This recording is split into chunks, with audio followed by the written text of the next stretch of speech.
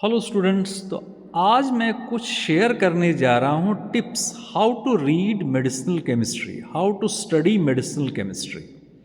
Medicinal chemistry pharmacy course में एक अहम सब्जेक्ट है, इम्पॉर्टेंट सब्जेक्ट है, बेसिक सब्जेक्ट है और थोड़ा बहुत मैं कहूँगा टफ सब्जेक्ट भी है।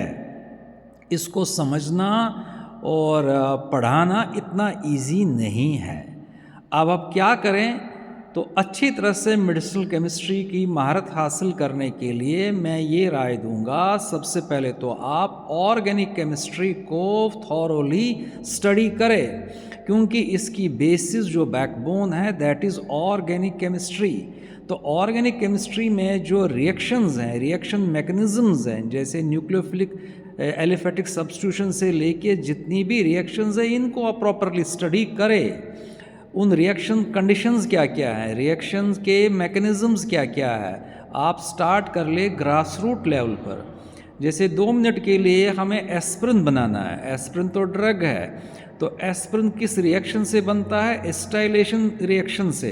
तो स्टार्टिंग कंपाउंड क्या है, जैसे सैलिसिलिक एसिड, तो सैलिसिलिक एसिड का स्ट्रक्चर पहले समझ लीजिए। सैलिसिलिक एसिड की सिंथेसिस कैसे होती है इस रॉ मटेरियल की, पहले इसको समझ लीजिए। तो सैलिसिलिक एसिड की हम रिएक्शन करते हैं एस्टाइलेशन से। एस्टाइलेशन का मतलब क्या हुआ, एस्टाइल ग्रुप इंट्रोड्यूस करना। तो एस्टाइलेशन कैसे होगी, एक रिएजेंट डालना है, उसको क्या बोलेंगे, एस्टाइलेटिंग रिएजेंट बोलेंगे। कौन सा लगेगा, एस्टिक एनहाइड्राइड, वो नहीं होगा तो एस्टाइल क्लोराइड, तो एस्टाइल ग्रुप अटैच होगा। तो अब इसकी प्रॉपर्टीज़ किस तरह से मॉडिफाई होंगी उसके लिए बताएगा स्ट्रक्चर एक्टिविटी रिलेशनशिप। और दूसरी चीज़ जो समझनी है अपने को है वो है रिसेप्टार, रिसेप्टार की ऑर्गेनाइजेशन, रिसेप्टार की बनावट।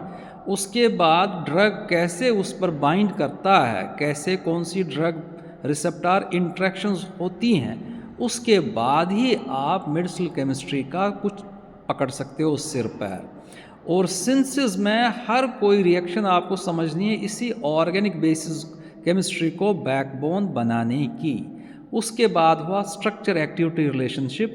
वो तो ठीक है, पर्टिकुलर ग्रुप आप लगाएंगे, कौन सा हटाएंगे, उसकी एक्टिविटी पर क्या इफेक्ट होगा, लेकिन वहाँ पर भी ऑर्गेनिक केमिस्ट्री ही चलेगी और कुछ नहीं चलेगा। और हर स्टेप को आप अच्छी तरह से रिवाइज करें और उसके बाद आप इनको अपने याद करके कागज़ पर लिखें। और स्ट्रक्चर और आईयूपीएसी नेम और ख़ासकर हेट्रोसाइक्लिक कंपाउंड्स आप थॉरोली स्ट्रक्चर समझ लिए और उनका नामकरण भी अच्छी तरह से समझ लीजिए। Thank you.